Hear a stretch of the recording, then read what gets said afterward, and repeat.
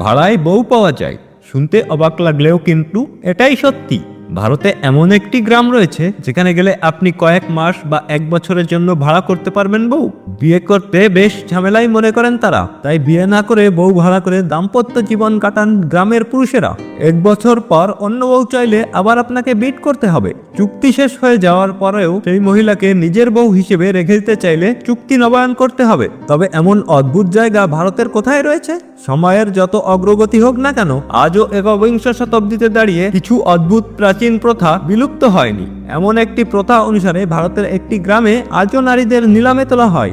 এক বছর পরেও আপনি যদি ওই মহিলাদের সঙ্গে পুনরায় চুক্তি করতে চান, তবে আপনাকে আবার বিট করতে হবে। এতে খরচও বেশি হয়। জানা যায় প্রধানত আর্থিকভাবে দুর্বল পরিবারের সদস্য যারা মেয়ের বিয়ে দিতে অক্ষম বা পণের জোগাড় টাকা করতে পারেন না, তারা এভাবে বাড়ির মেয়েদের বিয়ে দেয়। বিডিংয়ে ওঠা নারীর মূল্য নির্ধারণ করা হয় তার সৌন্দর্য, কুমারিত্ব, বয়স ও চেহারার উপর নির্ভর করে। মহিলাদের জন্য বিডিং শুরু হয় 15,000 টাকা থেকে, যেতে পারে 15 লাখ টাকা পর্যন্ত।